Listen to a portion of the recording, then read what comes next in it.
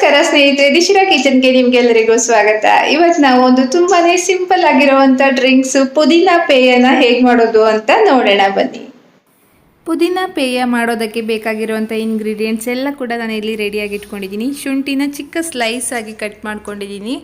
ಹಾಗೆ ಒಂದು 7-8 ಕಾಳು ಮೆಣಸು, ಒಂದು ಸ್ವಲ್ಪ ಪುದೀನ ಕೂಡ ರೆಡಿಯಾಗಿ ಇಟ್ಕೊಂಡಿದ್ದೀನಿ. ಸಕ್ಕರೆ ಮತ್ತು ನಿಂಬೆಹಣ್ಣನ್ನು ಕೊನೆಯಲ್ಲಿ ಸೇರಿಸೋಣ. ಈಗ ಶುಂಠಿ ಹಾಗೆ ಕಾಳುಮೆಣಸು ಒಂದು 7-8 ಕಾಳುಮೆಣಸು ತೊಗೊಂಡಿರೋದು ಅಷ್ಟೇ.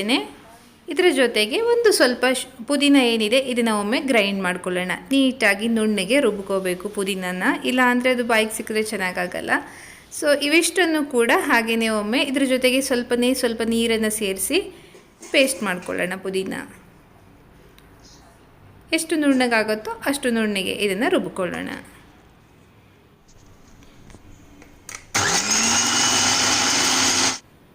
ಈಗ ಇದು ಪೂರ್ತಿಯಾಗಿ ನುಣ್ಣಗಾಗಿದೆ. ಹಾಗೆ ಇದನ್ನ ಡೈರೆಕ್ಟಾಗಿ ಪಾತ್ರೆಗೆ ಸೇರಿಸ್ಕೋಬಹುದು.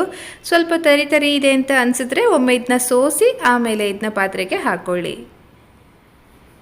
ತುಂಬ ಸ್ಟ್ರಾಂಗ್ ಆಗಿದೆ. ಇದ್ರ ಜೊತೆಗೆ ನಾವು ಇವಾಗ ಒಂದು ಸ್ವಲ್ಪ ನೀರನ್ನು ಕೂಡ ಸೇರಿಸ್ಕೋಬೇಕು. ಇಷ್ಟು ಕ್ವಾಂಟಿಟಿಲಿ ಪುದೀನ ಶುಂಠಿ ತೊಗೊಂಡ್ರೆ ನಾವು ಆಲ್ಮೋಸ್ಟ್ 2-3 ಗ್ಲಾಸಷ್ಟು ಪಾನಕವನ್ನು ಅಥವಾ ಪುದೀನ ಪೇಯ ಅಂತ ನಾವೇನು ಕರಿತೀವಿ ಅದನ್ನು 2-3 ಗ್ಲಾಸಷ್ಟು ಮಾಡ್ಕೋಬಹುದು.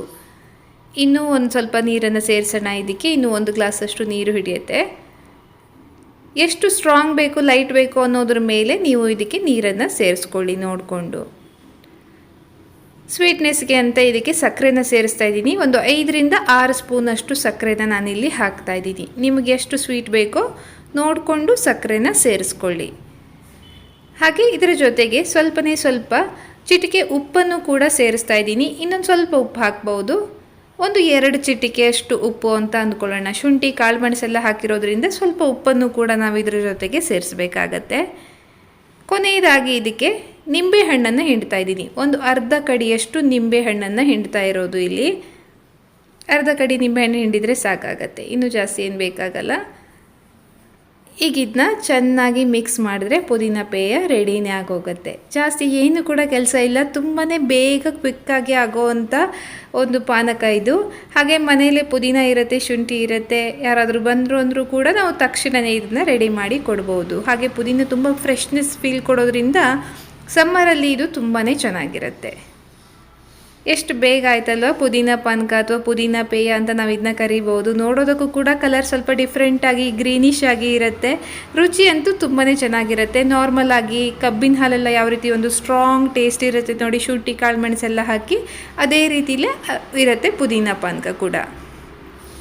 ಡೆಕೋರೇಷನ್ಗೆ ನೀವು ಮೇಲಿಂದ ಪುದೀನ ಕೂಡ ಇಡ್ಬೋದು, ಇಲ್ಲ ಅಂದರೆ ನಿಂಬೆಹಣ್ಣು ಸ್ಲೈಸನ್ನು ಈ ರೀತಿ ಚಿಕ್ಕದಾಗಿ ಕಟ್ ಮಾಡಿ ಕೂಡ ಹಾಗೆಯೇ ಸಿಕ್ಸಿ ಕೂಡ ಇಡ್ಬೋದು. ಸೊ ನಿಮಗೆ ಬಿಟ್ಟಿದ್ದು ಯಾವ ರೀತಿ ಬೇಕಿದ್ರೂ ಕೂಡ ಡೆಕೋರೇಷನನ್ನು ಇಂಪ್ರೂವೈಸ್ ಮಾಡ್ಕೋಬೋದು. ಬೇಸಿಕ್ಕಾಗಿ ಪಾನಕದ ರೆಸಿಪಿ ಏನಿದೆ ಈ ರೀತಿಯಾಗಿ ಇರುತ್ತೆ ಅಷ್ಟೇ.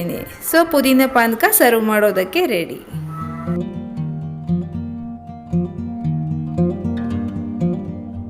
ನೋಡಿದ್ರಲ್ವ ಪುದೀನ ಪೇಯ ಹೇಗೆ ಮಾಡೋದು ಅಂತ. ತುಂಬಾನೇ ಸಿಂಪಲ್ ಆಗಿರುತ್ತೆ. ಇದನ್ನು ಕುಡಿದಾಗ ತುಂಬಾ ಫ್ರೆಶ್ ಫೀಲ್ ಆಗುತ್ತೆ. ಖಂಡಿತವಾಗಿಯೂ ಕೂಡ ಒಮ್ಮೆ ಇದನ್ನ ಟ್ರೈ ಮಾಡಿ ನೋಡಿ. ಹಾಗೆ ಇವತ್ತಿನ ವಿಡಿಯೋ ಕೂಡ ಇಷ್ಟ ಆಗಿದ್ರೆ ಒಂದು ಲೈಕ್ ಮಾಡಿ, ಹೊಸಬರಾಗಿದ್ರೆ ಸಬ್ಸ್ಕ್ರೈಬ್ ಮಾಡಿ. ಅನಿಸಿಕೆಗಳನ್ನ ಆಸ್ ಯೂಶುವಲ್ ಕಮೆಂಟ್ ಅಲ್ಲಿ ತಿಳಿಸಿ. ಸಿಗೋಣ ಮುಂದಿನ ವಿಡಿಯೋದಲ್ಲಿ. ಅಲ್ಲಿವರೆಗೆ ಧನ್ಯವಾದ.